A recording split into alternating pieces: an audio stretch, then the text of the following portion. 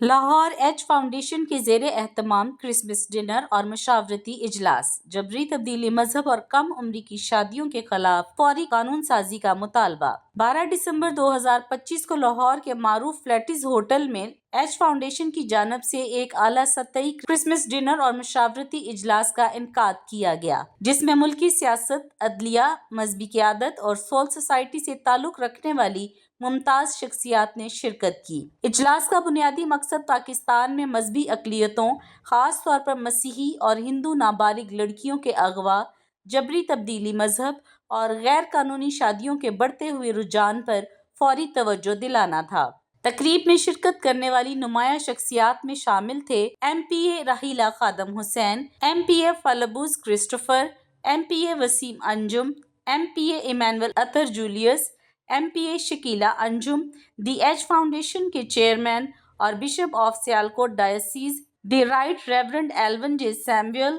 Advocate Ghulam Murtaza Chaudhry, Supreme Court of Pakistan, advocate Sohail Shahid Gill, Lahore High Court, advocate Waqas Bhatta, Lahore High Court, انسانی حقوق کے کارکن، خواتین کے حقوق کی نمائندہ تنظیمیں اور صحافی۔ مقررین نے اس بات پر زور دیا کہ کرسمس امن، محبت اور امید اور کمزوریوں کے تحفظ کا پیغام دیتا ہے، مگر افسوسناک امر یہ ہے کہ پاکستان میں نابالغ اقلیتی لڑکیاں اغوا، جبر اور استحصال کا سامنا کر رہی ہیں۔ ایج فاؤنڈیشن نے اجلاس میں ایسے کئی کیس پیش کیے جن میں کمسن مسیحی لڑکیوں کو اغوا کرکے زبردستی مذہب تبدیل کروایا گیا اور عدالتوں کے سامنے ان کی رضامندی کو مشکوک حالات میں پیش کیا گیا۔ شرکاء نے متفقہ طور پر ان نکات کی نشاندہی کی: پولیس کا بروقت ایف آئی آر درج نہ کرنا، متاثرہ خاندانوں پر دباؤ اور دھمکیاں، عدالتوں میں بچوں کے تحفظ کے مؤثر طریقہ کار کا فقدان،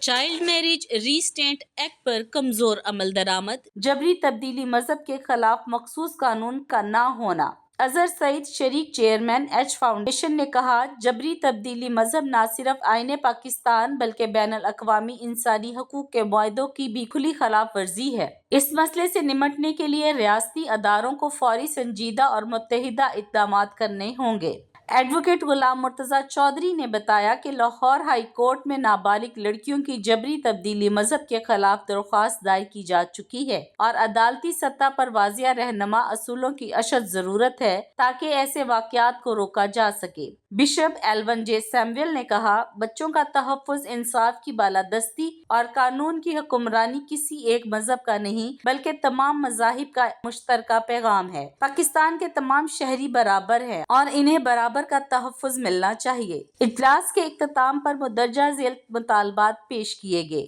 نابالغوں کی جبری تبدیلی مذہب کو ناقابل ضمانت جرم قرار دیا جائے، بچوں کے تحفظ کے لیے خصوصی عدالتی نظام تشکیل دیا جائے،